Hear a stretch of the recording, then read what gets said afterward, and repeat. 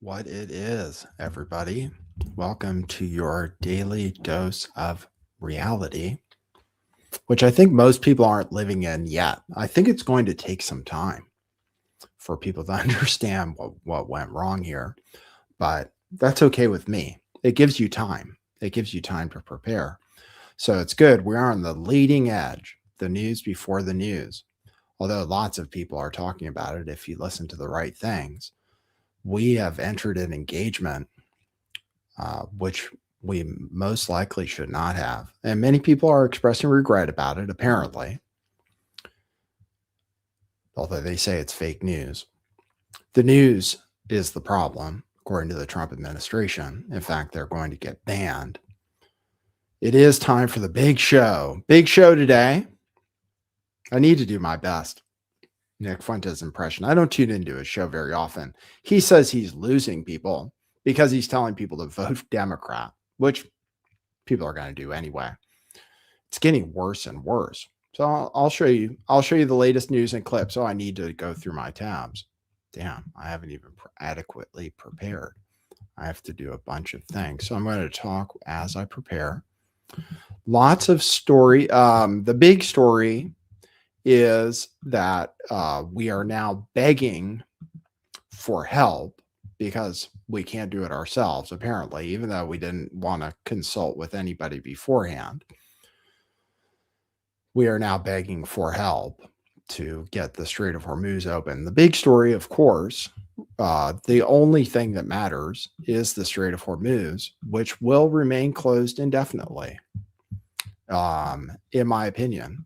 But most people don't think that yet, which gives you an opportunity, if you're the kind of person who likes to bet, it gives you the opportunity to potentially make a lot of money. The fact that people haven't really woken up yet, if they're watching the regular news, even though Trump says the regular news wants him to lose, he's not watching my show.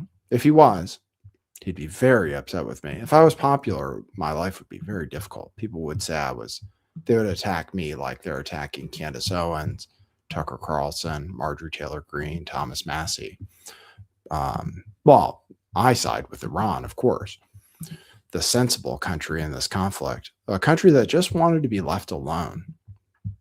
And if we had left them alone forever, it's not clear they would have done anything bad, in my opinion. But that's my opinion. I am a biased reporter. I am quite biased. I don't like war. I never have. And it used to be that Trump supporters didn't like war themselves, specifically.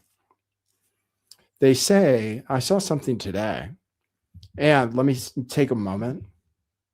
Happy birthday to you. Hey, Gloria. Happy birthday. Happy birthday. May you live forever if you'd like to. I think that will be possible.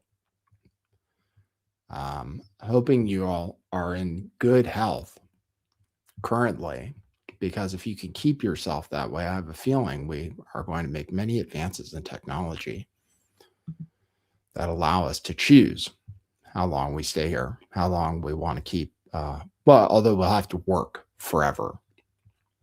That's the only problem. You'll have to keep working forever until you die. So it's not going to be, there will be no retirement for you because you got to feed the beast. Unless you're just wealthy and own things. But owning things right now, very precarious. Happy birthday, Gloria, who's always here in the chat and has a thinking emoji. There is a poll. I invite you to vote in the poll. I'd like to see what people we have tuned into this stream.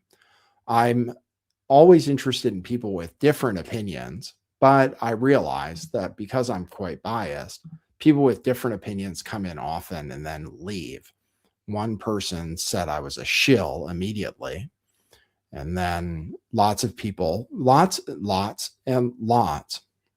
of people think that it's going great and that it's going to end soon. That's basically the bet. Okay. The bet is that it's going really well And even if it's not, it's going to be over very soon, like 2 weeks, let's say. Somebody said that on TV. Trump's people say that consistently. There's at least one guy that says a month. It's going to be over very soon. So that's the bet. The bet on Wall Street is the taco trade. The taco trade is that even if it doesn't matter how it's going right now, no matter what, Trump tacos on everything, in the sense that as soon as things start to get bad in ways he doesn't like, or that his rich friends won't like, mostly, as in like the stock market starts to go down a little bit more than he's comfortable with, and people start complaining to him. When that happens, typically Trump chickens out every single time. And it's true. It's true. It has been true this whole presidency. So it's been a good trade. The stock market's been up a lot. It's still very close to record highs. People's 401ks are doing great. Real estate hasn't crashed yet. Everything is great.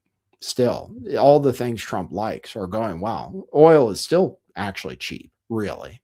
Compared to inflation and stuff, oil is still pretty cheap. It's $5.99 in town here at the nice gas station, $5.69 at the not nice gas station. Do you think there's a difference in the gas? I always wonder if they use shittier gas at the cheap gas stations to be able to charge so much less. $5.99 already here. Diesel is $7. I'm in California, where the gas is the most expensive in the world. No, not in the world. In Europe, it's very expensive. It has been forever. They have even higher taxes than we do, but they charge by the liter, so it doesn't sound so bad. Highest in the country, except for Northern California is even worse. I think they're already paying like $7. Where I am, it's $6. Gloria says it's $3.69 in Central Florida. That's not bad. People can live with that. I think people can live with that for some indefinite period of time, actually. It's painful. People don't like it, but I think people can live with it. It's not that bad. It's up maybe $1 from when the lowest it was. It went up about 50 cents in a week or so after the war started. But this week here in California, the price hasn't gone up at all at local gas stations. It hasn't increased for at least a week, more than a week. It hasn't increased 1 cent. So it's not that bad yet. It has to get much, much worse before Iran gets what they want. It has to get much more painful before Iran gets what they want.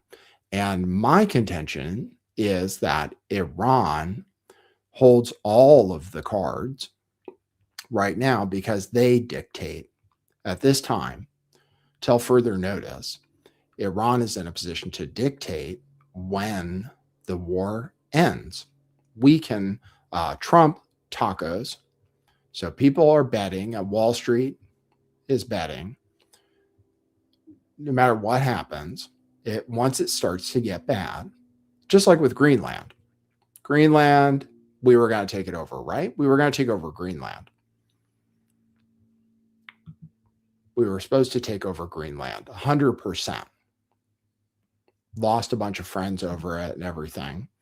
And when it finally got bad and people started getting pissed off, he just suddenly agreed to everything and pretended he won. And everybody pretended that we got something out of that, actually.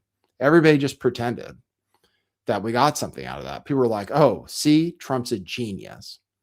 He takes a hard position, a maximalist position. He's a genius negotiator. That's what Trump is. People always refer to the art of the deal. He's a genius negotiator. He takes a maximalist position until the very last second, and then gets you to agree to something, which is all that he ever wanted in the first place, basically, and gets his way by acting insane, basically, by suggesting that he won't quit until he gets everything he's asking for. And it's going to go all of the way, and it doesn't matter what you say. And then eventually you give him a little bit, and that's all. And then he agrees to it. And that's all he ever wanted. He got everything he wanted. That's the art of the deal. So that happened with Greenland. But we got nothing. We just lost a lot of friends, basically. We got nothing. People were like, "Oh, we're going to get mineral rights. We're going to get free reign or something." I mean, I remember right after it happened, people were like, "Oh yeah, I told you." That's what everybody said. I told you, Trump's a genius. We got Greenland, and we got nothing. Literally nothing happened. We just lost a lot of friends, and the dollar went down in value, and people don't trust us anymore. And now nobody wants to help us.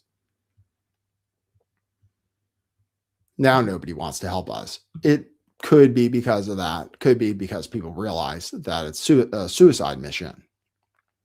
It literally is, to do it, because otherwise we would do it. But we're not willing to do it, so why would anybody else be? So that's where we're at right now. Anyway, people assume that he'll quit and then it'll all be over and the Strait of Hormuz will be open. But those people aren't listening to what Iran is saying. And I listen to what Iran is saying. They're listening to what Trump is saying and what Trump's administration is saying. And they say a lot of things that are primarily designed to make sure oil doesn't go up, pretty much. Most everything Trump administration officials say is to keep the price of oil down because they know it's bad. They think it's bad now, and that, but they know it's bad. So they say a bunch of things, all lies, that it'll be over soon. That'll just be over. So all I'm going to say, every single time I come on, I don't know how long I can beat a dead horse, but I will continue to, is we don't get to decide this time when the war ends. That's all. We don't get to decide. We can leave tomorrow, today, whatever. It doesn't matter. Declare victory. Everybody, Trump will say, "See, we did it." I have no idea what people are going to say. We haven't achieved any of our objectives, but people say, "See, he tacoed. Maybe the stock market will go up." I don't know. And then Iran will just keep the Strait of Hormuz closed for as long as they want until they get their demands. I'll show you what their demands are. I've been going over it. Until they get what they want, they'll just keep that thing shut. They don't care. So that's where we're at. I'll play you the clips. I'll play you funny videos. We'll talk about Netanyahu. We can run a poll to see if you guys think Netanyahu is dead. A lot of people think he is. That would be, if I wanted to lead with probably the most popular thing I could talk about, because I did get the most people tuned in running that story. We had a huge show that day. I mean, huge. Thousands and thousands of people tuned in. If you weren't there for it, it was unbelievable. Suggesting that Netanyahu was dead. But then I said, I don't believe it. But that is the theory. That is the big one. Lots of people believe that Netanyahu is dead. So I'll show you the latest on that. And you can decide, and I can run a poll if you guys feel like it. All right. So if you think that it's going really well, go ahead and make yourself known in the chat, and I will talk to you about it. If you think it's going really well, make yourself known. Because I know there are a lot of people I just am dumbfounded every time I hear somebody say it. We're going to take over Karj Island, for example. We're going to take over Karj Island. All these things that are impossible. But let me know. Let me know how you think it's going to end in a really good way really soon. All right. Thanks, everybody, for tuning in. I will play you several videos to start us out. Let's see. I have to go back to my bookmarks. There we go. I'm ready. I'm prepared. Are you prepared? Okay. Here we go. Thank you for tuning in. Please vote in the poll. Let me know where you stand. Thank you very much. Okay. Cue musical intro. Boy, that's brilliant.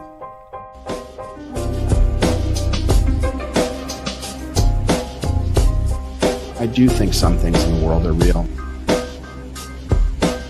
Like you guys. You guys are real. Most of you. Most of my listeners, I think, are not just in my head. I think I have the metrics to prove it. You've taken a leap of faith today. What is that sound?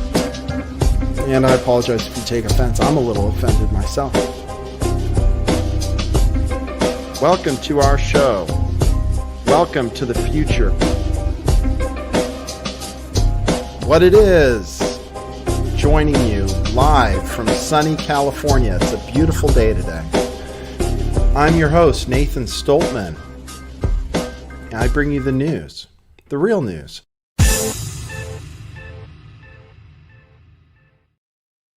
Now, the lying that you have to do to tell people in this country that they are getting something out of this war, the hurdles you have to jump through are some of the craziest things that I have ever seen in my life. When I watch people, I totally understand why Israel wants it, why Netanyahu wants it. I totally understand that. I get why Jared Kushner wants it. I get why people in the United States, like Ted Cruz, want it. But the people in Kentucky, I mean, that are going to the Trump rally, the people in Kentucky who are going to the Trump rally, like these people right here, to sell to these people that they're getting something out of this. It is the only that religious angle of like the third temple and the rapture and all that stuff, the Christian Zionism. You have to go to these people and go, well, don't you want the Messiah to come back? You don't have to go to the rest stop. If the Messiah comes back, you don't have to go to work. So this is that. This is what we're doing. Go, oh, I thought we were like I thought our taxes, I thought like the cost of groceries is going to go down. No, we're ending the world. We realized we couldn't do any of that. Let's be honest. You think your groceries are coming. The price of a house is never coming down. We're ending the world. I mean, it's pretty simple. There's zero way you're ever going to afford a house. Let's rapture you all. Let's rapture you all. It is the only shot you have at a good life right now is to hasten the rapture. That is, right now, the foreign and economic policy of our country currently right now is the rapture. It's true. That is the foreign and economic policy of our country is the rapture. You're out of here. We're all going. The Messiah is coming back, and he's going to figure it out because we don't know how to get these houses cheaper. We don't know. We do not know. We do not know. When the Messiah gets here, he'll figure it out, and he'll rapture some of you, and some of you won't get raptured. We don't know. It depends on what book, what interpretation. But what we do know is if we don't have the rapture, Jake Paul's going to be president. So what do you want? You want the rapture or you want Jake Paul to be the president? I don't. Or does Jake Paul bring on the rapture? That's another great question. Does Jake Paul bring on the rapture? Here's Pete Hegseth, who is a drunk and a failure, making a big mess of this war, killing children in Iran, a truly contemptible figure who should resign, war criminal Pete Hegseth, friend of the show. But he really should resign. They are massacring children in Iran. It is disgusting. But Pete Hegseth is a U.S. troops were told Iran wars for Armageddon and the return of Jesus. So this is what we've got. We've got some real fun people here that are trying to egg on World War III. I fully believe this is the plan. I think they want World War III. I believe they want World War III. I think the Epstein documents, it started to expose things that could not see the light of day. I think this economy is in much deeper trouble than people think. And I think that this is the plan. There you go. It is. I highlighted your post, Bud Beasy. It said it's biblical. It is. Apparently, even our military thinks so. All right, I'll play you some cute videos of Iranian weapons. Let me play those. My name is Shahed 136. I cost $20,000, and I'm being used to bankrupt the most advanced air defense systems on the planet. Introduced by Iran in 2020. I'm a suicide drone. I don't come back. I find my target and I fly into it. They don't send one of me, they send hundreds. While air defenses chase us, the real missiles get through. They shoot me down with Patriot missiles. Each one costs $3 million. I cost $20,000. They can't keep doing that. Russia fired 3,900 of me in a single month on February 2025. That's 130 every single day. That's one every 11 minutes. The U.S. studied me, reverse engineered me, built their own version called Lucas. February 28, 26 Operation Epic Fury. They used it against Iran, the country that built me. From a factory in Iran to Russia to Lebanon to America. The $20,000 drone that broke the rules of modern war. Follow our tune. Every day, a new weapon. All right. Sorry, I'll play you another one. These are good. My name is Khorramshahr 4. I cost $8 million, and when I arrive, I don't explode once. I explode 80 times. I'm Iran's most destructive ballistic missile. I carry a 1,500-kilogram warhead equivalent to the weight of a full-sized car. That's the heaviest payload in Iran's entire missile arsenal. With a range of 2,000 kilometers, I travel at Mach 8 inside the atmosphere. That's around 9,800 kilometers per hour from Iran to Israel. 10 minutes. But here's what most people don't know. At 7 kilometers above the target, I open up and release up to 80 bomb bullets. They scatter over a radius of 8 kilometers.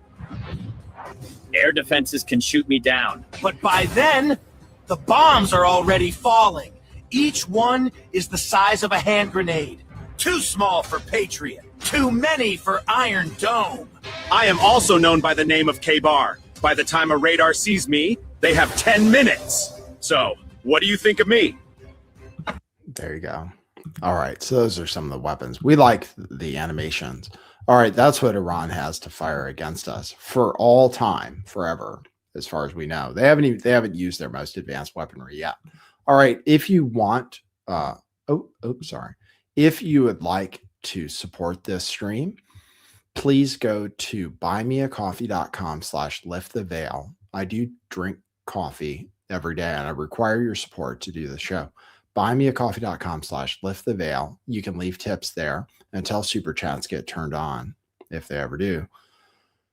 And leave coffees and leave a note, and I will go at the end of the show and read whatever coffees are there. You can leave them anytime, even if you're watching this after the fact. It does not have to be during the show. If you do it during the show, you get more immediate satisfaction, but otherwise you can just leave them anytime. Buymeacoffee.com/lifttheveil, or go to our t-shirt store at truthclothing.io, which is here, and buy any of these t-shirts, which are on going out of business sale. They will be sold until they're sold out. Many are. Get them while you can. We have many cool designs, including cryptocurrency designs. If you're into those, we have a lot of those left in stock. A lot of them are $5. So get them while you can. $10, $5 t-shirts. Truthclothing.io. Check them out. Just go there, buy a few. They're cool to sleep in. It doesn't matter what's on the chest. It really doesn't matter. You need clothing. Buy truthclothing.io. Those advertisements are constantly running across the banner at the bottom of the screen every single show. So you're being reminded of how you can support this show, which is very valuable. All right. Yes. E-begging. That's what we do. This is how I am employed right now. I'm very wealthy from it. All right. So I showed you guys some videos. Let's show you more. Here's more propaganda out of Iran. Right now, Trump is begging for help to open Hormuz. I'll show you the tweet. That's the big story today. Begging for help. Row, row, row your boat gently down. Merrily, merrily, merrily, merrily. Row, row your boat gently down the stream. Row your boat gently down. Come on, stop. I know how it feel to wake up, fucked up, pockets broke as hell on another rock. Why nobody helps me to open Hormuz? Row, row, row your boat. All right, that's more of their propaganda. Trump begging to open Hormuz. This video is being asked to be taken down, a classic video. In the Valley says people are already on a shoestring budget. Can't live with it, Nathan? Can't live with what? Can't live with me telling people how to donate to the show. People don't most of the time. And it's like $5. So that's $5. You could do it like once a year if you can afford it. I don't know. You don't want me to say it every show or something? $5. People are crazy. Sorry, I don't mean to. I don't really push it that hard. I just tell you how to do it if you want to. You don't have to. Most people don't. Very few people do. But you can. I do drink coffee. Here is a video they're trying to ban, which is good.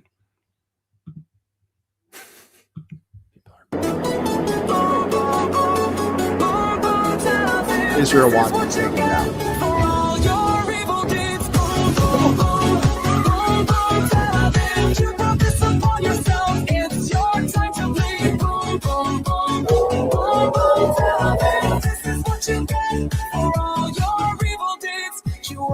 Dead kids, but now you're getting hit. Iranian missiles have your entire skyline lit, and you cry victim and say you didn't start this, but the whole world sees that your lies are retarded. Now you feel terror like the Palestinians. I feel to have bombs drop on your civilians. Yo, you could have avoided all this if you wanted to, but humanity never expected good behavior from you Jews.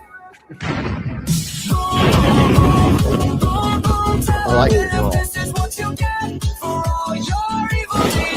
Apparently, Israel wants this song banned worldwide. So people stop posting memes. Good luck with that.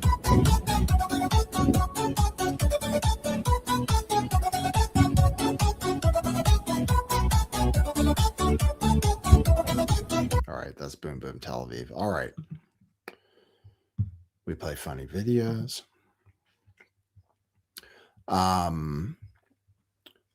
There's a guy who now is very sad that people want him dead, but I don't know what he expected. There's a guy that's making funny videos telling Iran where to strike Israel. I think it's funny.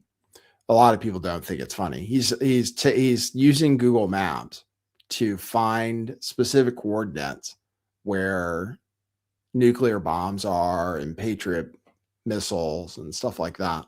And he's telling Iran to go ahead and hit them. So I'll play that for you. It's amusing. He's very upset that people want him to die, but I don't know what he expected. People want him dead.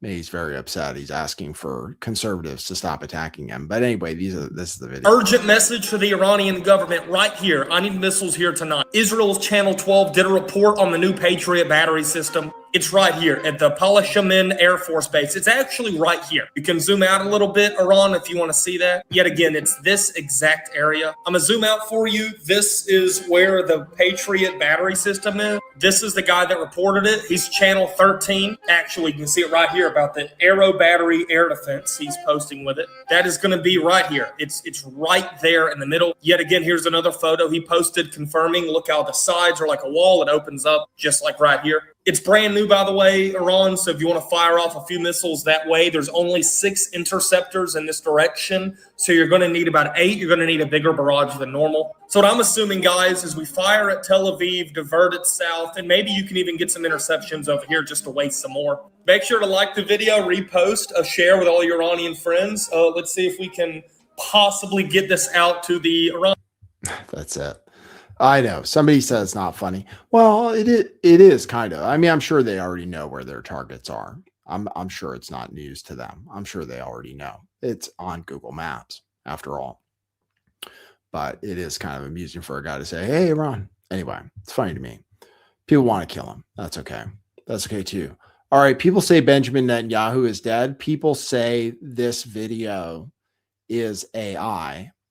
I think he's probably just fine, and this is a real video.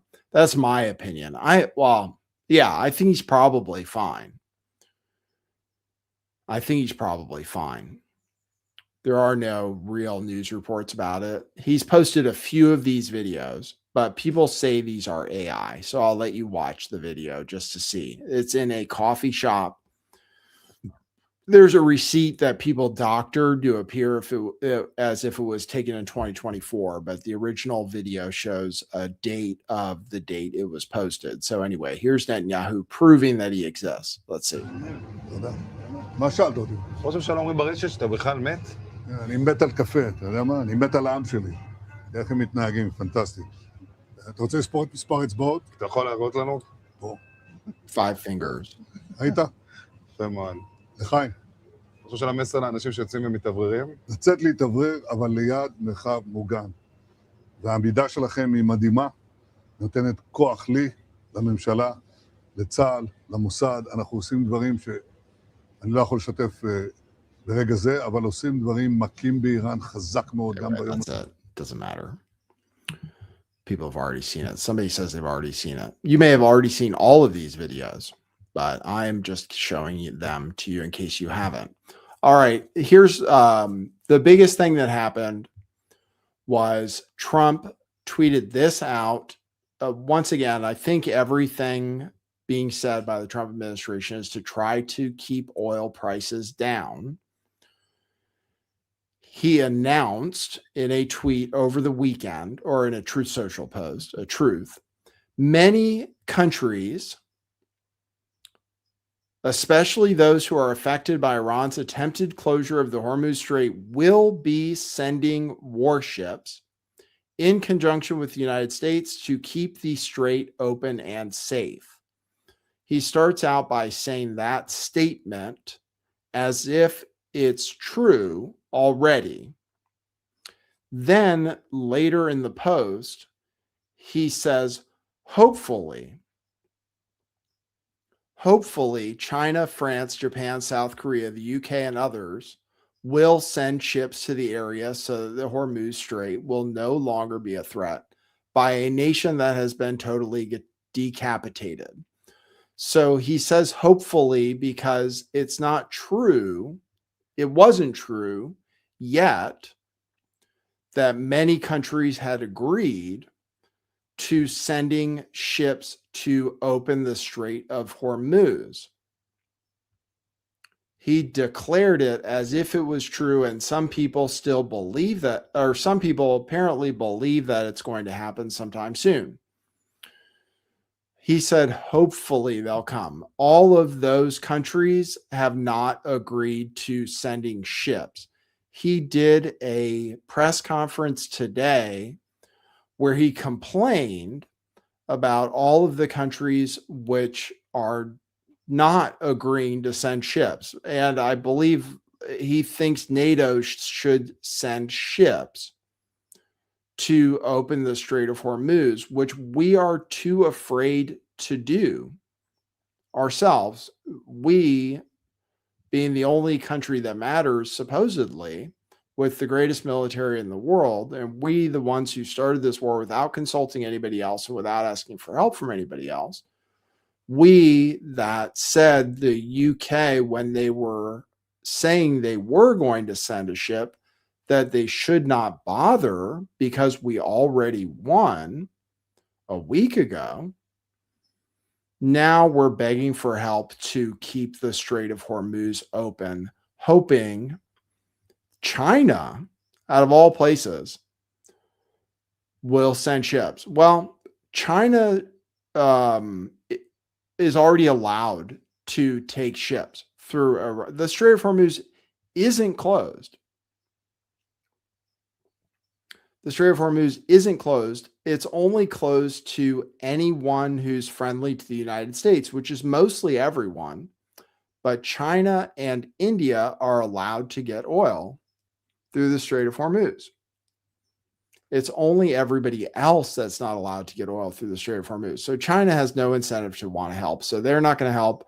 And none of those countries have agreed to help. France, somebody reported that France was sending ships right away. France clarified it and said, no, they're not doing that. Their ships are in the Mediterranean in defensive positions. So that's the situation. But we are now asking everybody else, after doing this alone, not asking for help for anybody, not taking anybody's advice on it, then saying that we didn't need anybody's help, they were all losers, and that we already won. Now we need help. We need minesweepers, apparently. We need minesweepers. Apparently we don't have any, which is weird. If it was easy, we would already do it. Our boats have moved further and further away from Iran because they don't want to get hit with missiles. And there's reporting on that, which I'll show you. But nobody is going, they can go, maybe some people will send ships, but they're not going to go in because they'll get hit with missiles. Iran is saying, go ahead, come in. Iran is taunting us. Iran actually said, if you get yourself accompanied by a U.S. destroyer, we will let you through, but they'll bomb the U.S. destroyer. They'll bomb us. And we don't know if they mined the strait yet. We have no idea if they mined the strait. We took out their whole navy supposedly in this war that we already won, but they have lots of boats in tunnels, and they can just put them on those boats and drop mines anytime they want. And then nobody's going to want to go in there. So we're begging for help. It doesn't matter what happens. People can send ships. They're not going to go in there. If they do go in there, they'll get blown up. That's why we're not in there. Otherwise, we would do it. Trump says, oh, we'll escort you anytime. Well, why not? Why not already? We have the biggest military in the world. Why are we not there if it's so easy? So anyway, that's him begging. Here's Pete Hegseth trying to say that the Strait of Hormuz is totally open for transit. Here's Pete Hegseth talking about it. So I'll take it and chime in, Mr. Chairman, if you'd like it all. I want to emphasize what the chairman said about that. The only thing prohibiting transit in the straits right now is Iran shooting at shipping. It is open for transit should Iran not do that. Now, there's a reason why we chose as one of our primary objectives. Anyway, that was the thing people were making fun of. Maybe I already played it before. If they weren't firing missiles, they don't even have to do it. They don't have, they could blow up a ship like once a month. Pretty much. They don't even have to do it all the time. They could blow up a ship once in a while, and nobody's going to want to go through there because most people don't want to die, and they can't get insurance. It's super straightforward. And Trump admits that it's easy. We could go in. What we can't. We would need such a big ground force to attempt to keep up in the strait. We could occupy the entire shore. But even Trump says it takes one guy with a rocket launcher, one terrorist with a rocket launcher could take out a ship. And they have drone boats. They have boats that don't even need suicide pilots, and Iranians are happy to commit suicide. I mean, they're supposed to be, at least. But they have drone boats, apparently. And apparently they have drone submarines, like little drone harpoons, basically, or torpedoes. They have little drone torpedoes all over the strait, apparently. So they can blow up something whenever they want. Nobody even has to die. And it's nothing we can do anything about. No matter what we do, we can occupy the country, which would take a draft. Which maybe we'll do. I don't know. if we do a 9/11 on ourselves, there's nothing we can do. As far as I can tell, and as far as a lot of people say, there's nothing we can do to keep them from blowing up a ship once in a while. And Iran has a ton of options. Iran has a lot of options. They're just not doing their worst so far. So far, they're using their old missiles. They're not using their most advanced equipment yet. And Iran could literally get nuked and they'd fuck shit up. They could actually get nuked. Apparently they have hypersonic missiles on submarines, which we can't get rid of. So they could literally get nuked and they'd still fuck shit up after they were totally blown to smithereens. And so they're holding back right now. The Houthis at any time could close the other strait, which they've done before. So the Saudis still can get most of their oil out through the West Coast, through the Red Sea. But the Houthis are there. They're friends with Iran, and they're just waiting. And they're putting out propaganda videos right now threatening. It's called the Bab el-Mandeb Strait. And they're just waiting. They're being nice right now. I mean, Iran is literally being nice for now. Until we do something until we blow up, like if we blow up they tell us exactly what they're going to do. If we try to blow up their infrastructure, then they'll blow up everybody else's infrastructure. Simple. If they blow up our infrastructure, they'll go after the oil fields. They'll maybe go after the desalination plants in the other Arab countries. And then the other Arab countries literally have to abandon their countries because they don't have water there. So Iran is being nice so far. If they ever feel like they're being threatened for real, Trump thinks that threatening them works. He thinks threatening them will work. We strike Karj Island, where all their oil comes out of. We struck Karj Island. Lindsey Graham is really excited about it. He thinks we're going to take over Karj Island. All their oil comes out of this island because they can't ship it straight from their shore because it's too shallow. So they have this island in the Gulf that all their oil comes through. They have pipelines that go to this island, and all of their oil gets loaded and shipped off of this island. It's called Karj Island. We bombed it, but we only bombed military targets. We made sure not to bomb the infrastructure. Trump says he doesn't want to. Trump doesn't want to bomb their infrastructure. He thinks that if he threatens to, that Iran cares. That's it. Like he thinks his threats are going to be good enough, but the Iranians don't care. They literally don't care about the threats. They're willing to take much, much more pain than we're willing to. We'll find out. It'll take some time before the pain gets bad enough that we accept Iran's demands. It'll probably take a long time. They don't care. Trump can threaten them. They don't care. They say, if you bomb our infrastructure, well, then we'll blow up everybody else's infrastructure and you're fucked anyway. Like, then you're really fucked, which is true.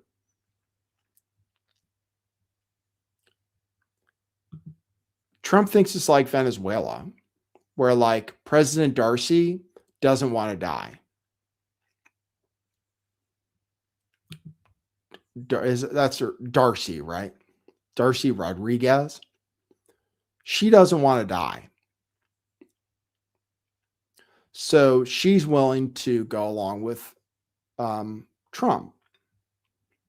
She doesn't want to die. And Trump says he'll kill her. He probably would. And then somebody else who was afraid for their life would take her place. And then they'd accept U.S. demands. In Iran, they want to die. That's their religion. In Iran, if they die, that's good.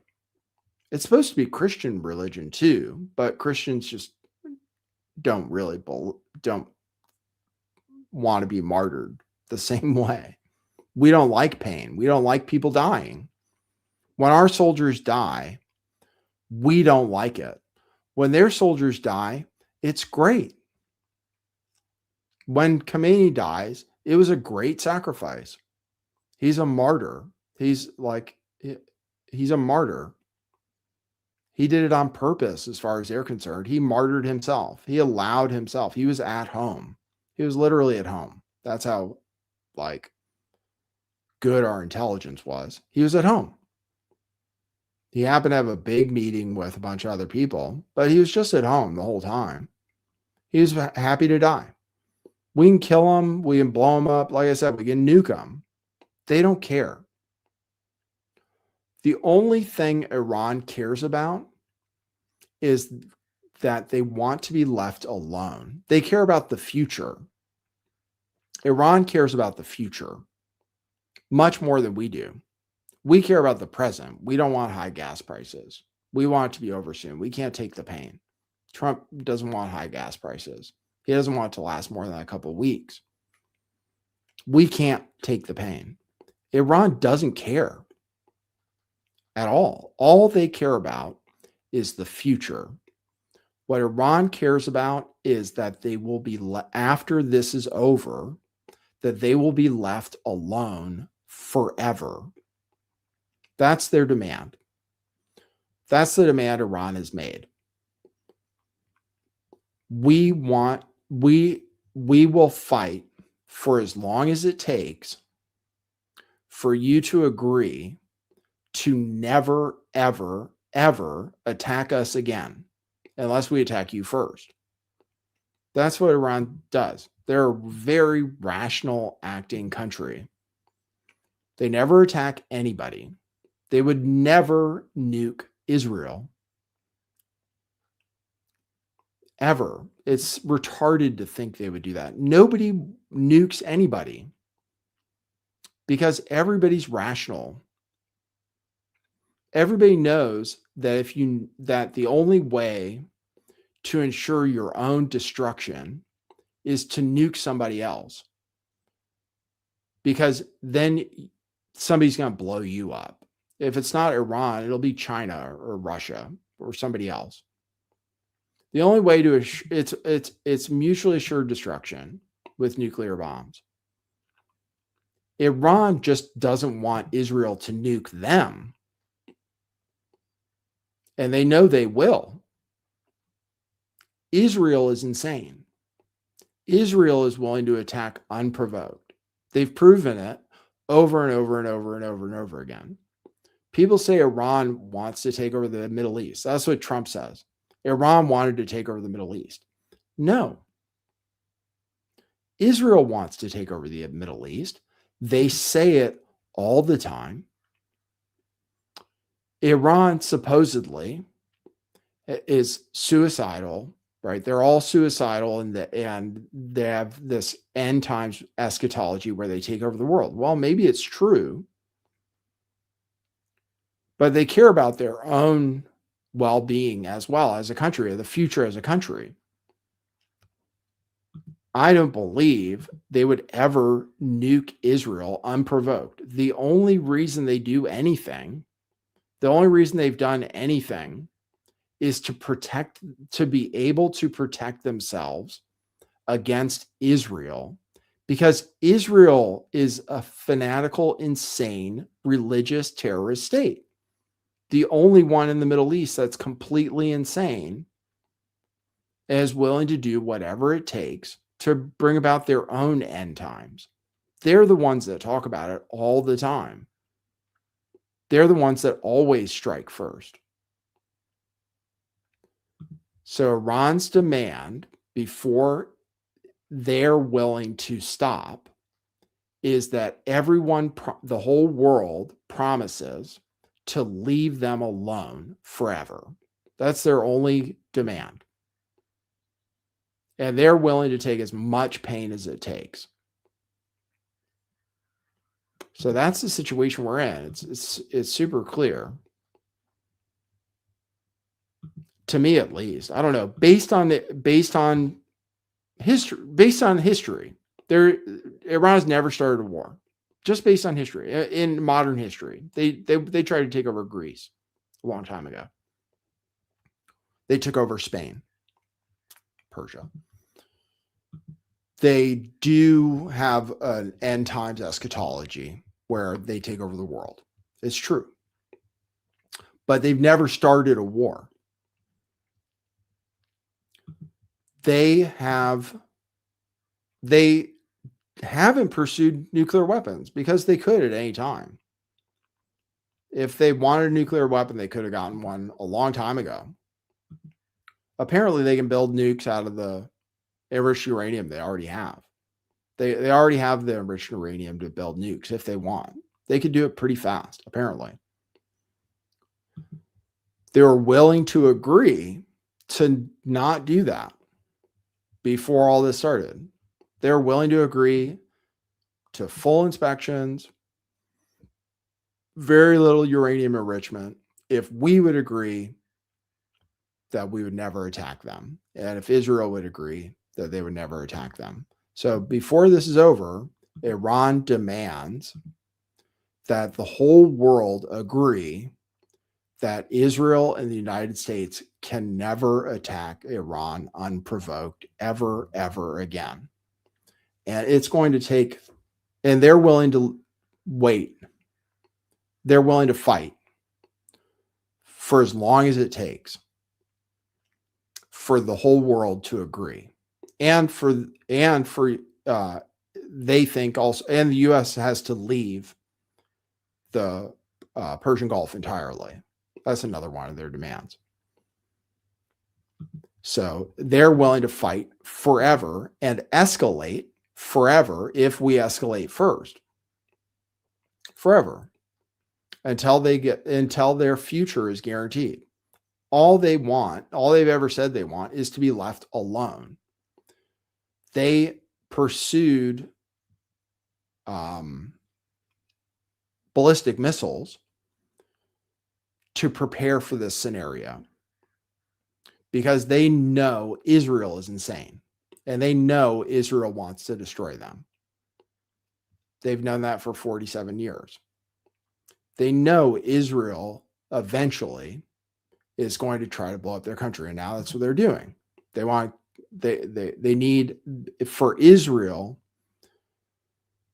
to attain its goals, which is to take over the entire Middle East. They have to destroy Iran, or they at least have to put in a sympathetic government. They know that that's what Israel is going to do eventually, because Israel says it all the time. They're crazy religious fanatics that think the land was promised to them. And Iran has always been the strongest enemy in the area, and has always been the goal of Israel to destroy Iran, always. So Iran's prepared for it for 47 years. They have missiles so that when the day comes that Israel attacks them, that they're ready to finish it, that they're ready to last it out, because Israel can't do it for very long. And America can't do it for very long. We run out of weapons. We're prepared to fight wars that last a few days with our super sophisticated military and super sophisticated defense systems. Israel's defense systems run out. 2 weeks, a month, doesn't matter. Eventually, Israel's defense systems run out, and then Iran is still going to have ballistic missiles because that's what Iran has been preparing for this war. Iran has been preparing for 47 years for this war. That's why they have ballistic missiles. That's why they stockpiled as many ballistic missiles as possible.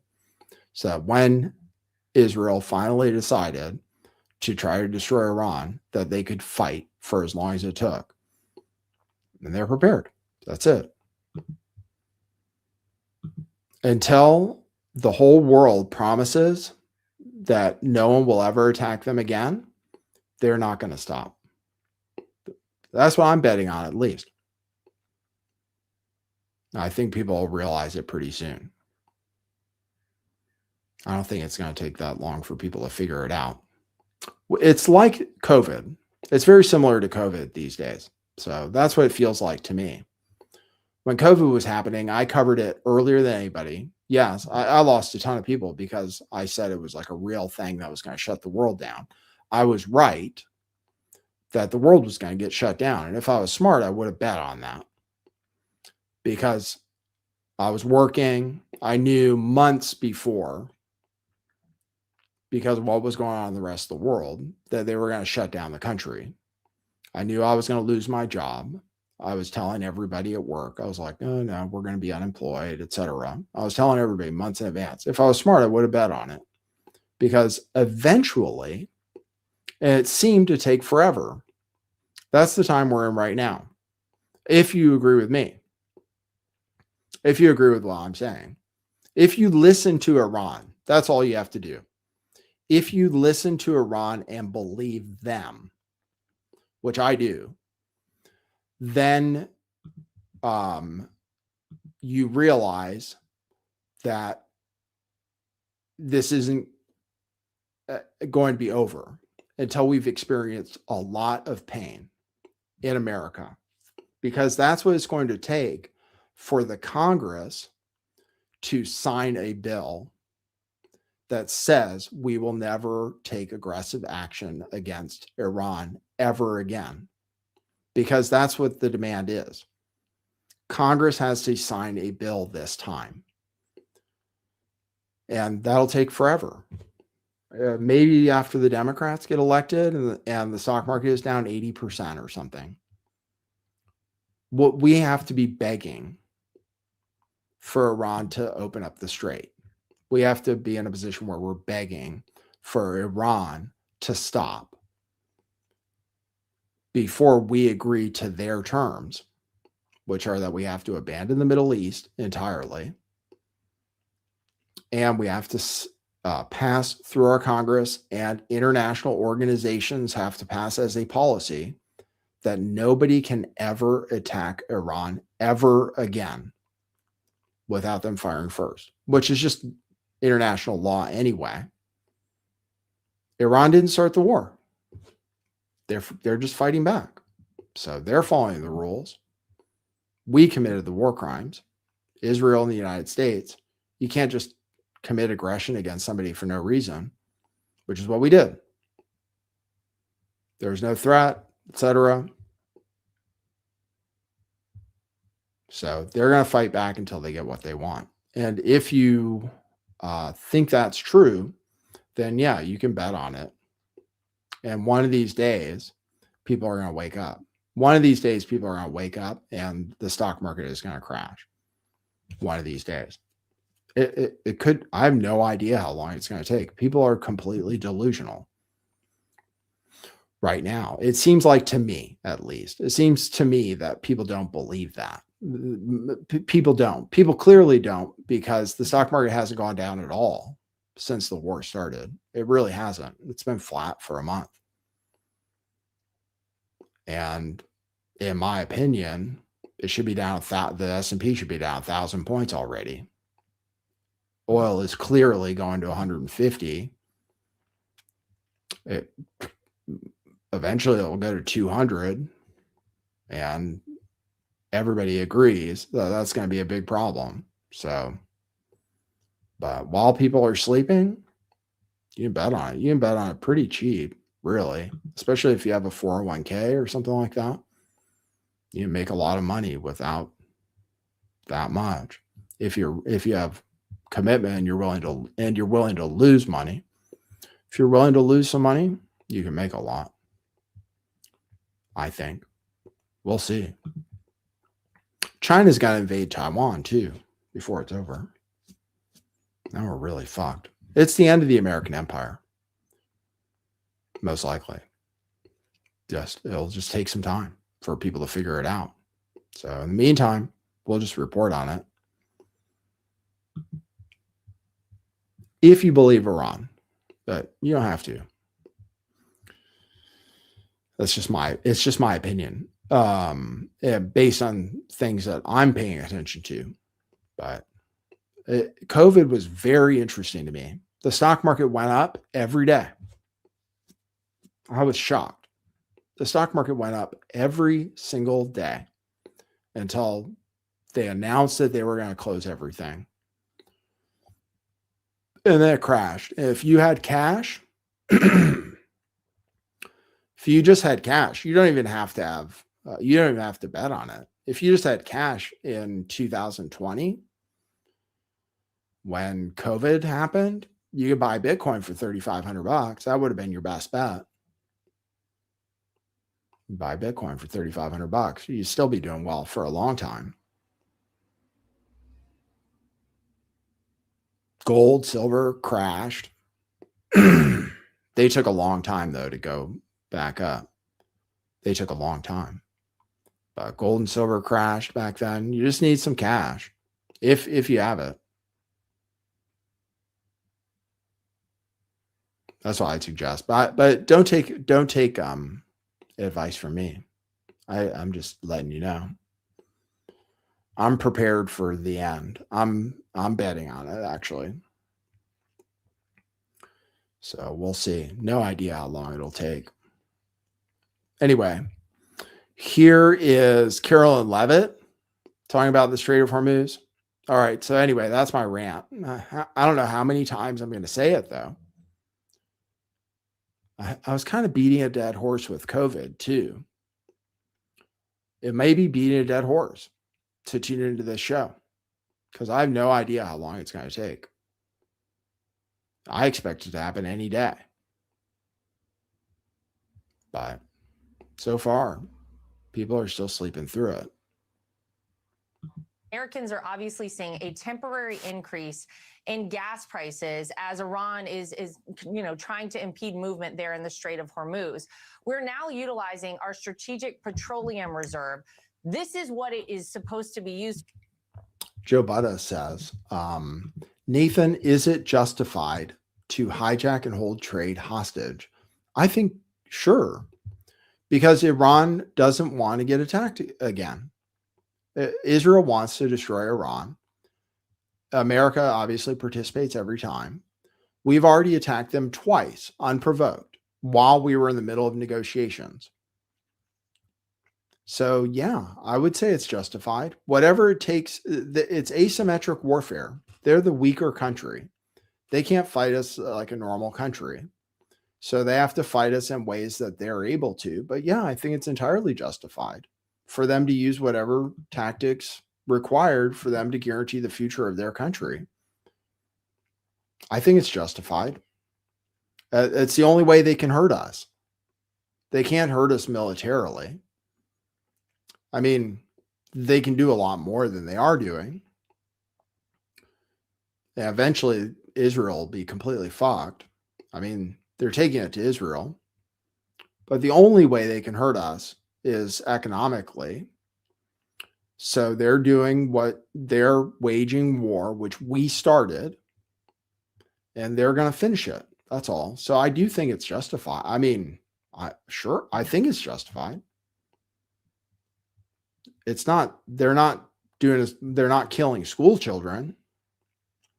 You know, I mean, like, is it justified to kill a whole school full of girls and stuff? That's a war crime. Would be normally. I think it's fair. They don't want to get attacked ever again. What would you do?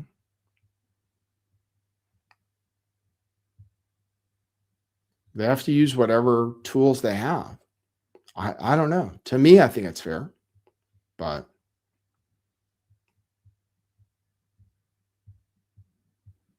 I mean, yeah, somebody says consider it a tariff. I mean, Trump is holding the world hostage. He has been. He's been trying to do the same thing, right? Threatening 100% tariffs on China and stuff until people accede to his demands. It's not that much different. They want to guarantee their future. I don't know. I would want to too. Otherwise, Israel's going to eventually, we've proven it. We've proven it in a very short succession. Didn't take much time.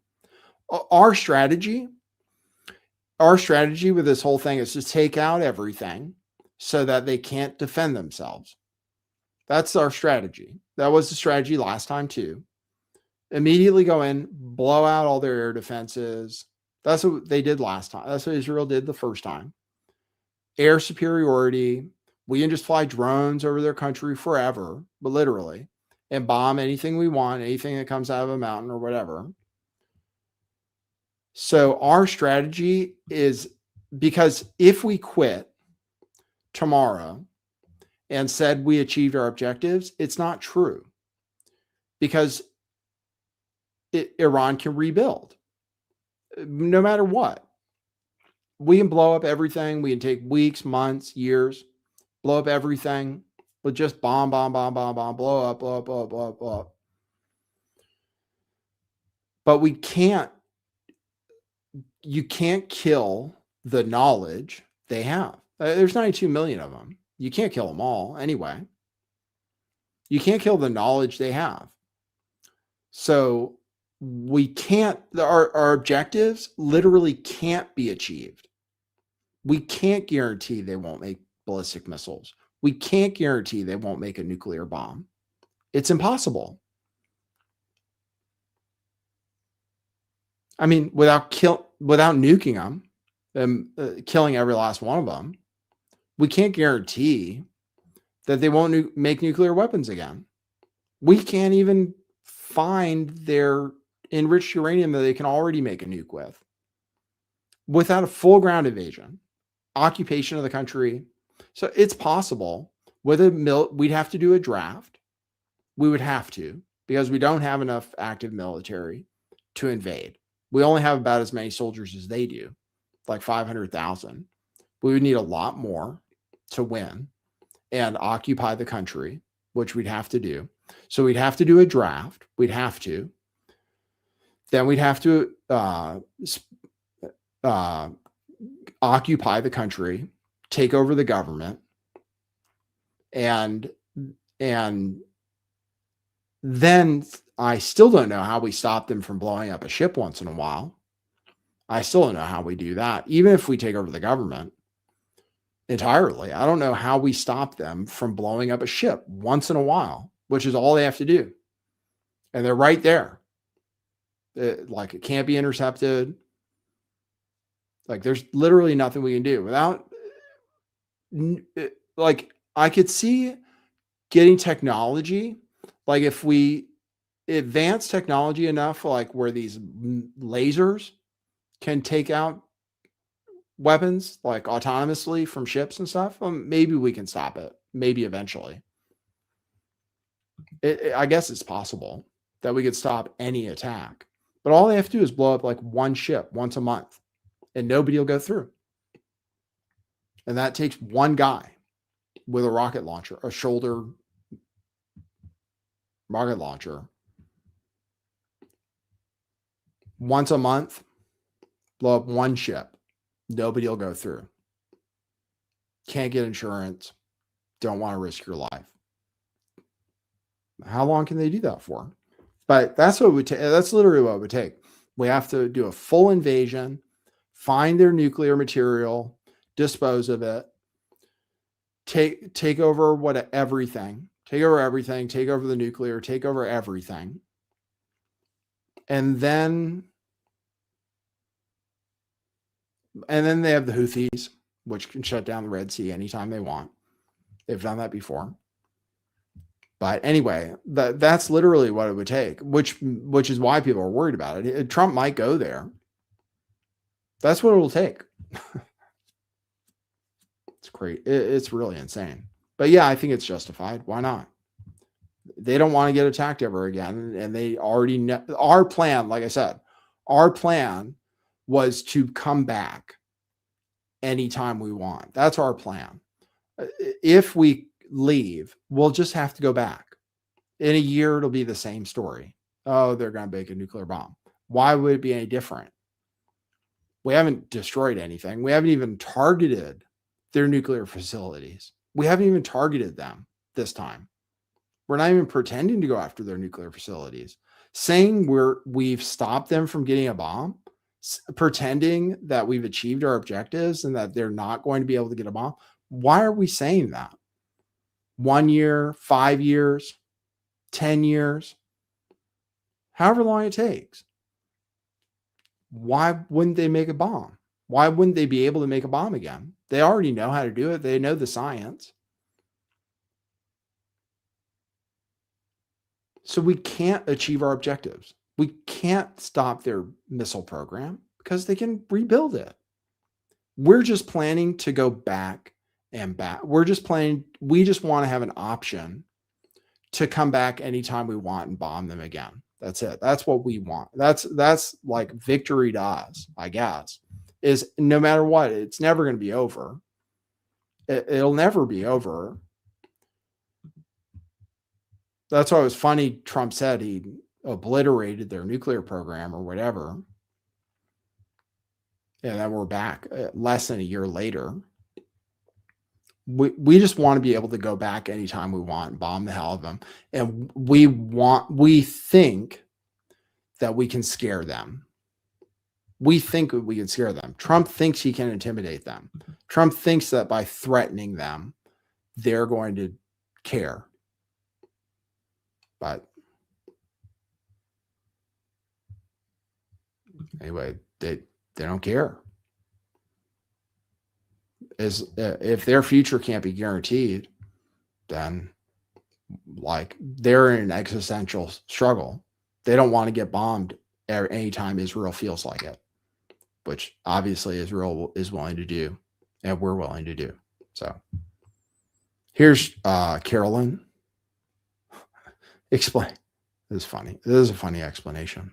For right, this is the time whenever a president taps it, not as they're going into an election like we've seen in the past, but what is your message to people out there in the country right now who might be concerned to see this blip and this increase in gas prices? Blip in we gas understand your concerns. We hear you, and we are taking them into account, and we have a plan to address them. And this is a temporary, short-term disruption in global oil prices that the president is ultimately going to rectify by wiping out the rogue Iranian terrorist regime.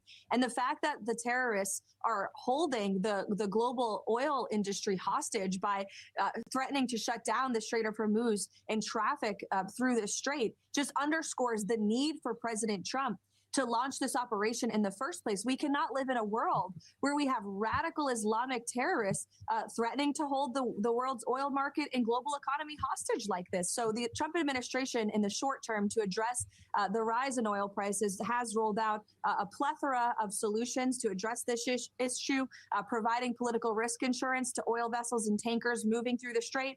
The president and commander-in-chief has said that he's willing to use the U.S. Navy to escort ships if and when necessary, when the military deems appropriate to do so. We've waived some sanctions for sanctioned oil that's already at sea to kind of stabilize the prices. And then, of course, as you mentioned, the release of oil from the... She said the fact that they're willing to hold the Strait of Hormuz hostage is why we had to start the war. That's the justification. But they wouldn't have ever done it if we didn't start the war. That's all. They wouldn't have closed the Strait of... There's no indication that they would have ever closed the Strait of Hormuz if we hadn't started the war. So saying that because they're doing it now, that's why we had to do it, it doesn't make sense. It just, at least not to me. They're only doing it because we started it. That's the only reason they're doing it. But she says just the fact that they're willing to do it. I like that. It's the whole justification for the war is like, look what they're doing now. Obviously, we like the things they're doing now, which are a response to having been bombed, is the justification. It's like, look, they're attacking their neighbors. They're attacking Israel. Obviously, we had to attack them, but there's no indication that they would have done any of that if they weren't attacked first. So anyway, that's the justification. Here's somebody on Bill Maher giving his prognostication for when it's going to be over and telling Bill Maher is concerned about his money, which I am too. Bill Maher is concerned about his money because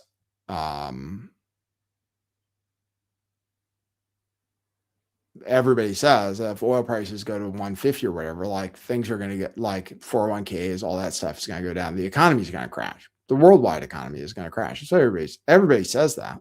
So anyway, here's this guy telling Bill Maher what to do. I'll play that for you. Guys bet on our markets for a living. What is the long-term prognosis? What are you telling people who say, oh, you're a financial master? What do I do now with I'll this? go first. I think the war is going on. What should I do with my money? First of all, I think we have to support the president in the action because we're all Americans and we want to wish our troops safely. And I think the ultimate outcome will be that strait gets opened no later than mid-April. But my money, what do I do with my money? So sit tight because there's going to be a lot of volatility between now and April. But I do think that the mission is ultimately going to be successful. The strait's going to get open. Are you still into crypto? Yeah, I do. I do own some Bitcoin. Yeah, I know you don't like it, but I know. I noticed you said that very quietly. Well, I mean, I watch your show. I mean, I watch your show. I listen to your podcast. I know you don't like it, but I put a lot of money into it. I hate it. Guys bet on our markets for a living. What is the long-term prognosis? What are you telling people who say, oh, you're a financial master? What do I do now with this? I'll go first. I think the war is going on. What should I do with my money? First of all, I think we have to support the president in the action because we're all Americans and we want to wish our troops safely. So there you go. He says it'll be over by mid-April and not to sell. So don't sell. Because for the last 34 years, that's actually been the correct strategy. Actually, for 34 years, you never want to sell stocks because they always come back. Even COVID. If I had been smart enough to short the market, I wouldn't have been smart enough to sell I wouldn't have been smart enough to know when the bottom was because it was so fast and everything went way up from there. The correct strategy is what he says, which is don't ever sell stocks because they go up forever. But we'll see. This time could be different. We'll see. But either way, volatility, it still could go down before it gets better. But anyway, he says mid-April. Most of them say 2 weeks. Anyway, Germany is being very explicit in saying they're not going to help. Trump is saying that NATO sucks, that it's the end of NATO because nobody in NATO wants to help. Germany is being very explicit and saying they're not going to send anybody. So Germany is not going to help because they know it's a death trap. Here's Trump kind of admitting that it was stupid, actually. So here's Trump admitting that it's stupid. It was stupid, which is interesting. Because it is their territory. It's a place from which they get their energy. And they should come and they should help us. Can you hear it? You could make the case that maybe we shouldn't even be there at all because we don't need it. We have a lot of oil. He said you could make the case that we shouldn't even be there at all, is what he said. he wants other countries to take over now because we have plenty of oil, which we do. But oil is fungible. If the price goes up other places, it also goes up for us. But there he is saying that maybe we shouldn't even be there at all. So that was kind of an interesting thing to say. Let's see. Oh, here's a good one. This is Chris Wright being asked if oil is going to go to $200. This is what he says. Let's see. Let's see if this is a good enough answer for you guys. The price of a barrel of oil closed above $103 on Friday, and the Iranians are warning of prices hitting $200 a barrel. Mr. Secretary, should Americans be bracing for, should they be worried that this war will actually drive the price of oil above $200 a barrel? So Iran for 47 years has called the United States the Great Satan. So because they call us the Great Satan, I don't think we are the Great Satan. In fact, clearly we're not. So I don't listen much to Iranian projections of what's going to happen. So that's a no? There is disruptions of that a flow no? in a very important waterway. I would pay no attention to what Iran says, but there is a lot of energy that flows through the Straits of Hormuz. And depending upon the timing and the manner in which this conflict comes to an end, we're going to see some elevated pricing until we get there. Where it's going to go, we have done many, many actions to mitigate that price rise. There you go. Is the price of oil going to go up? They've been calling us the Great Satan. Here's David Sachs on All In Podcast. David Sachs I have disliked him because he's such a Trump nutlicker. But here he is admitting that the war needs to end soon. So that's interesting that David Sachs is admitting that. David Sachs on the All In Podcast, he's part of the Trump administration. He's the crypto and AI czar. And he is always saying that AI is actually not going to take jobs, that the economy is going, that we're in the golden age, that Trump is doing everything right, that this is going to be the best year ever. But here he is admitting that the war needs to end soon. You also have to, I think, consider the impacts on Israel. I mean, it's hard to know exactly how much damage Israel is taking right now. There's a social media blackout. But what you're starting to hear trickle out is that Israel is getting hit harder than they've ever been hit before in their history. And we're only 2 weeks into this. If this war continues for weeks or months, then Israel could just be destroyed, or very large parts of it. Now, I think Israel is a harder target than the Gulf states. Their infrastructure is more hardened. Also, they're further away. The Gulf states are vulnerable to drones and short-range missiles, whereas Israel is mainly vulnerable to long-range missiles.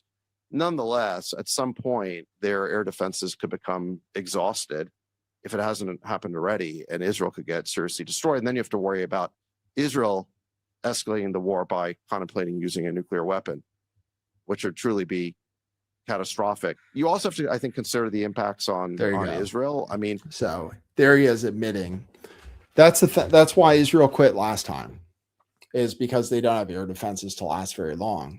So if Iran is right and they have enough missiles to keep firing them indefinitely, then eventually Israel runs out of defensive weapons in a relatively short period of time, maybe a couple of weeks.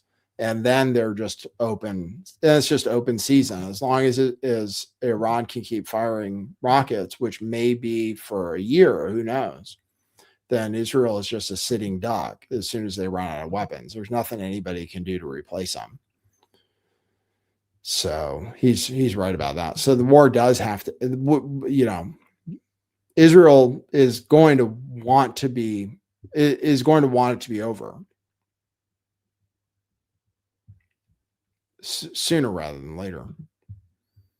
Let's see. Oh, here's Trump saying that Iranians have bad genetics. And say, this is about ISIS.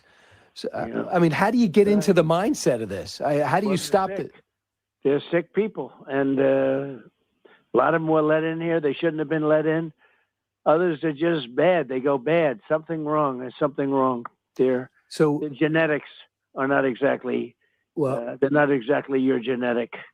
It's one of those problems, Brian. It's a terrible thing, and it happens. And it happens too often. So bringing up to today, So the Iranians have bad genetics. Trump talks about that a lot. I think he's a eugenicist, basically. I think he kind of is a white supremacist in a lot of ways, but he likes black people too, black Americans, but he says they have bad genetics. They're inherent, which is kind of genocidal talk. Like it's okay if we nuke them or whatever, which is what people are saying. Or it's okay if we go in and slaughter them because they have bad genetics. Same thing Israel says. The Navy is saying the Strait of Hormuz could become a kill box for U.S. sailors if Trump sends them in to Hormuz. That's why they're not there. So the Navy says that sending ships in would be like a kill box. That's why we're not sending them in. And there's no telling how soon that will change because Iran can mine the strait anytime they want. And we have no idea if they mined it already. Iran can, if things get worse, Iran will definitely mine the strait. And then there's nothing we can do. You need wooden boats. Apparently we don't have minesweepers. You need wooden boats to get mines because they're magnetic. And I think Iran may be able to turn them off and on if something I read is true. Iran may be able to selectively disable the mines to allow the friendly ships through. I'm not sure if that's true. Turn off the magnets, basically, because they're magnetically attracted to ships and then they blow them up. So, and Iran could mine the strait at any time. There's nothing we can do about that. They could do that at any time. We blew up all their official mine lane boats, but they have, I've shown you the video. They have miles and miles of underground tunnels with lots of boats, and they may be drone boats or whatever. They don't need an official mine boat. They can just put it out, a little speedboat, drop some mines anytime they want. If it gets serious, and if that stops their own oil going out, that's okay with them to blow up American warships. So if we ever decide that we want to go into the strait, they'll mine it, and then we can't afford to lose a destroyer. So I don't think we're ever going to go in there. I don't think anybody else will either, but who knows? Here's Trump saying that, admitting that he wasn't prepared, even though Iran warned him. Here's Trump admitting that he wasn't prepared for the war. And power. Look what happened in the last 2 weeks. They weren't supposed to go after all these other countries in the Middle East. Those missiles were set to go after them. So they hit Qatar, Saudi Arabia, UAE, Bahrain, Kuwait. Nobody expected that. We were shocked. And power. So see, look what he happened. says nobody expected that. They said explicitly that if Israel or the United States start a war, it's going to be a regional war. They said that explicitly. I remember the warning. If you start a war, it's going to be a regional war. They said that. So Trump is admitting nobody expected them to go after these other countries. Well, you didn't listen to them then. I mean, that's the thing. That's why I kind of listened to them. They said it would be a regional war.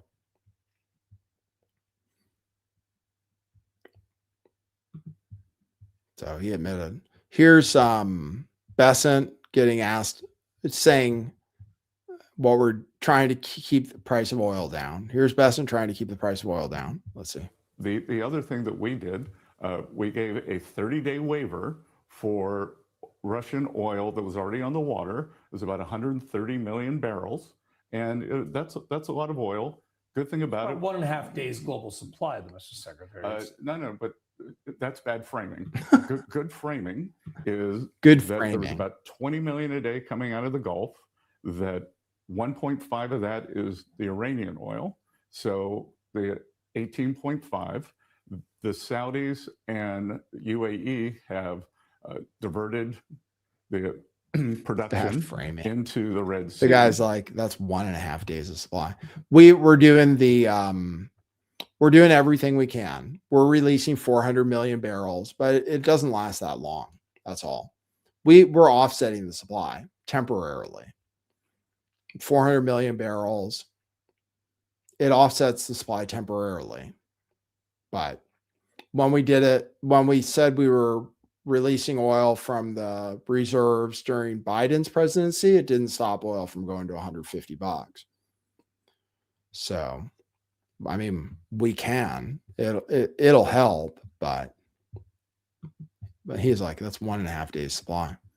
Trump is saying he's going to create a board of peace, a Hormuz peace board, where he says NATO allies are not welcome.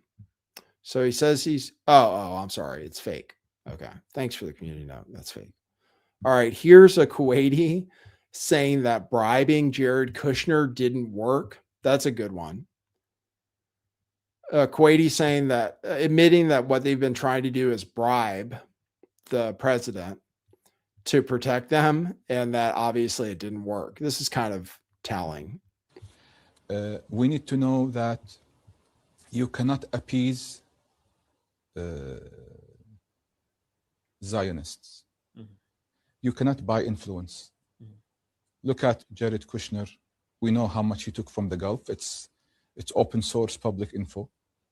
And now the same countries that gave him all that money for zero return are facing strikes and bombs. And they're trying to make it seem as if it is our duty to carry on the job that Israel wants to continue, which is a very crazy idea to begin with. So we need to change the way we think how we can influence Washington. There you go.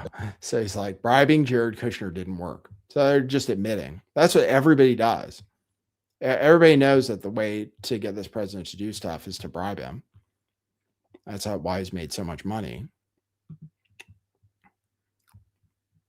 Reporting, let's see. Axios is saying Trump grossly overestimated its ability to topple the Iranian regime, made it impossible to easily exit the war. Key officials are experiencing buyer's remorse.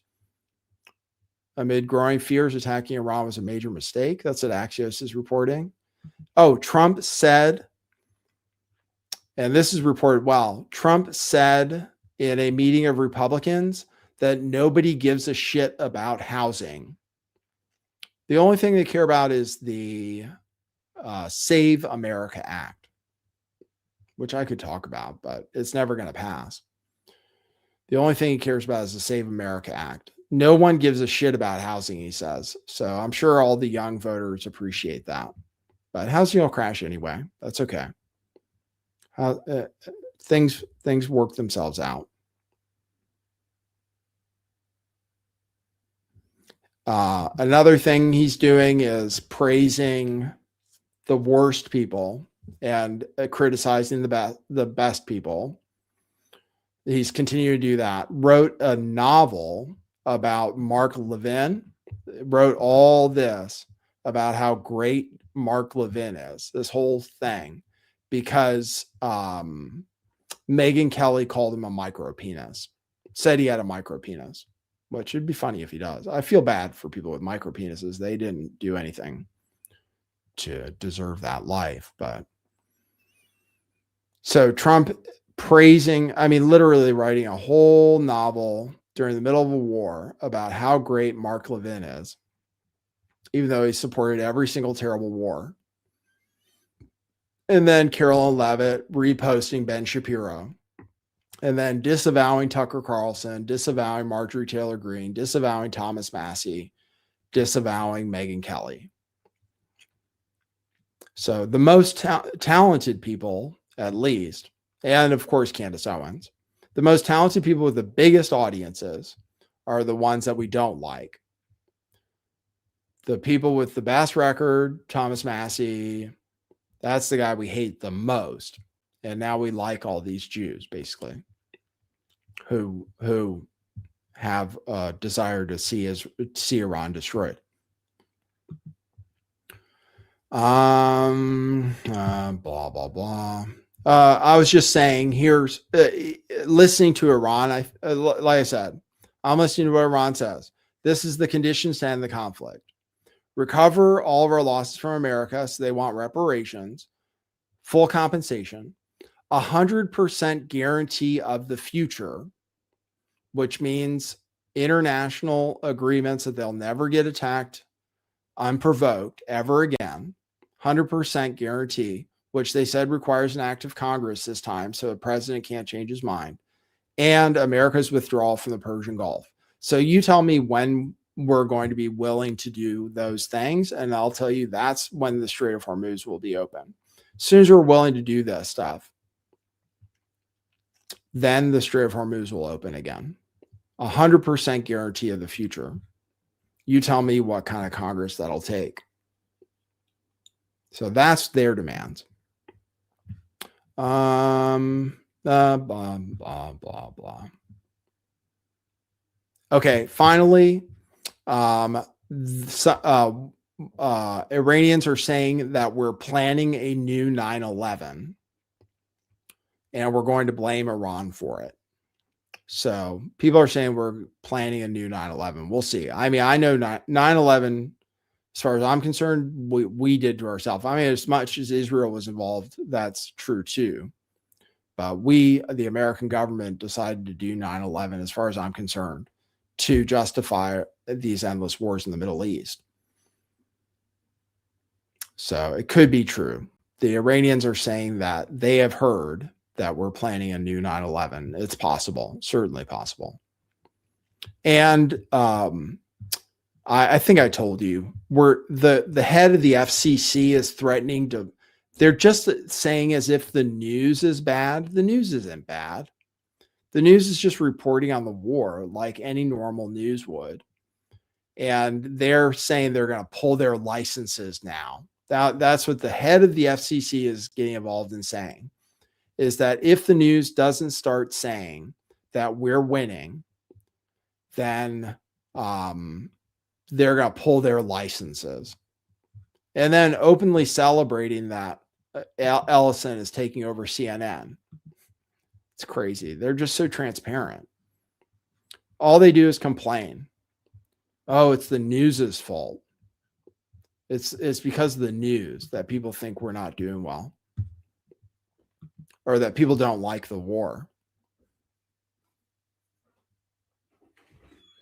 John Bolton, he even lost John Bolton. John Bolton doesn't think the war is a good idea either. So anyway, there's the news. That's the news, guys. I did get a coffee today. I saw it. Hopefully it doesn't make you go homeless like that person suggested. I hope you're not homeless now after giving me $5. buymeacoffee.com/lifttheveil. You can go there anytime. Let's see. Okay, let's see. Adam bought 3 coffees, venti, coffee, and bagel. Thank you. That's about how much it would cost, actually. It's about $15 here in California. Thanks, Adam. Adam, there's Discord in the chat. People were banning people, and people were upset about it. I hope people aren't being banned unnecessarily. I know people don't like Adam. I hope Adam isn't saying anything stupid. But thank you for buying 3 coffees, Adam. That does buy a coffee and a bagel. Bob Ross, Antichrist, also bought a coffee. Said, hey, Nathan, just wanted to share some support. Also, I'm supporting Iran. The idea of a powerless Zio state and a decrease of American empire is A-okay with me. Thanks, Bob Ross. Appreciate you. And Veronica bought 3 coffees and said, watching your live stream 3 days late, but appreciate your coverage. Thanks, Nathan. Thanks, Veronica. That was given to me on Friday, I think. Thanks, Veronica, if you're watching. And eventually you'll get it. And then let's take a look at the poll. 64% didn't vote, and nobody voted for Kamala. Okay. That's 64% didn't vote at all. 64%. That's a high number. 64% out of 107 votes didn't vote at all. And everybody else pretty much voted for Trump. Maybe 3 people voted for Kamala. 3 people. So I don't have it's not all Democrats who watch this stream. So that makes sense. That's good. All right. Thanks, everybody. Thanks for tuning into the show. I'll go through the news, see if I'm back tomorrow. Either way, I'll be back at some point to report on the news. And I'll be saying the same thing probably. So anyway, we'll see how it goes. We'll see how things go. All right. Thanks, everybody, for tuning in. Good to see you guys. And we'll see you at the next one. For now, that's what it is.